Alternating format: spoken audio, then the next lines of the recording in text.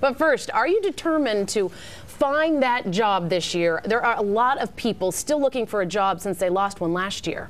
But Margie Worrell has some advice on how you can make that next career move despite that unemployment rate, which just refuses to go down. Margie, good to see you again. Good to see you guys too. Boy, this is really a trying time for those who have been without work and have been looking for months and months, and in some cases even years now. I've heard some people, 2 years going, and you hear these different unemployment rates of 10% is the official record, but others are saying we're really like 17 because there's a whole group of people who have given up looking for jobs. That's right, that they're not even registered in there.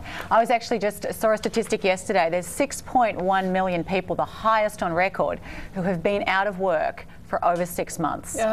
So a lot of people are really struggling and dealing with a lot of uncertainty, which creates a lot of anxiety. And at the end of the day, though, fear breeds fear, and if people get caught up and very anxious, they're not taking the actions they need to take to get the job. Right. Well, I can see how people would give up looking after a while, because the fundamental thing of looking for a job and going to that job interview or passing out the resume and being rejected is that psychological effect of rejection. And you can only take so much. I know, people take it very personally, but I think it's important to remember that just because you're not getting the job doesn't mean you're a loser. There's a lot of people unemployed, there's a lot of people competing for very few jobs. So I think it's really important for people to stay positive. Just as important as it is right now to find a job is to keep that positive frame of mind, because potential employers are going to be far more attracted to people who are positive and upbeat versus those who've just kind of resigned themselves to long-term unemployment and have become really disillusioned and negative. So it's a better attitude, but it seems so hard because there's so much false hope out there. You hear on the news,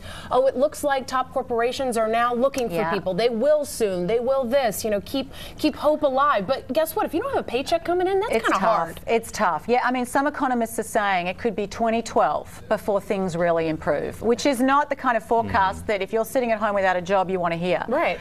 So focus on what you can do versus what you can't. Every day you can do something positive for yourself, whether it's looking through the newspaper and sprucing up your resume, or getting out and doing something that's ultimately going to make you more employable. How can you become a more attractive candidate?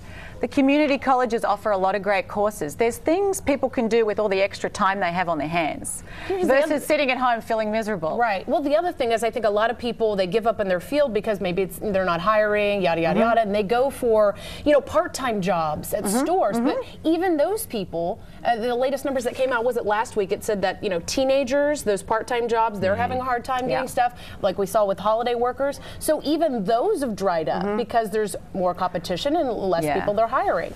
I was unemployed in a recession in Australia in the 90s, and I had a really hard time trying to find anything in the professional arena. I ended up washing dishes in a corporate cafeteria for about 3 months while I was trying to find professional work. In the end, the job I got was selling incontinence sheets to nursing homes. It wasn't what I had envisioned for myself.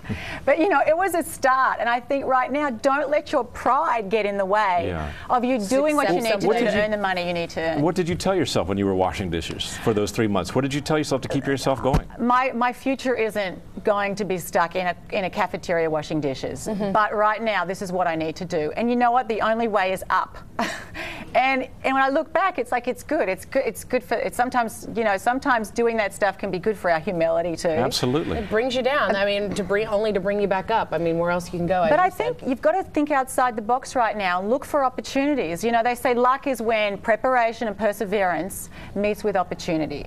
So are you out there spreading the word, telling people what you're looking for work? The more people who know that you need to find a job, the more people that can help you find it. It's amazing the power of social networking. The more people know, you'll get in. The other thing I've heard, and I know this isn't probably good for a lot of people, but people are relocating to where the jobs are in better local economies. Of course, that's the cost of moving too, but if you get a job, it's worth it? Well, I think that's just it. People have got to be prepared to do things they wouldn't have done before. So if you have to move. If you have to take a job you would not have taken in different times, take the job. If you kind of say, well, I want this job, it has to be at this salary, and it has to be at this level, I have to have you're going to find yourself having a really tough time, perhaps for a long time to come. So if there's work and you have to move, well, maybe that's just what you have to do. I think it's important to realize, though, this isn't going to last forever. Everything passes. You know, even though it's tough now, times do improve. And I told myself that when I was washing dishes. I know this isn't forever, but right now this is what I've got to do to get through it. Yeah. We've heard from so many people, you included, that networking with friends is absolutely key. You're going to have much more of an impact on a friend and the friend on you than some anonymous person that you walk into an office and drop off your resume. Yeah, absolutely.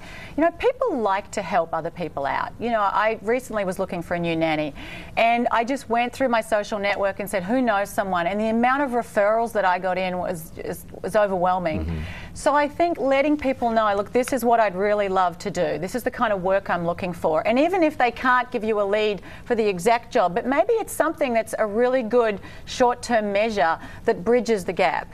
And yeah, never underestimate the power of conversation and other people knowing what it is you want to do. In the meantime, when you're looking for this job, and you quoted 6.1 million Americans for more than 6 months without a job, a lot of people, they don't have their health insurance anymore. They don't have this. They don't have the support. What do you think they should do to get those benefits and stay healthy while they're looking for this job? Absolutely. So, I mean, be pragmatic. You know, apply for unemployment benefits. If you end up getting the job that you want to get, great. You can, you know, take yourself off the list.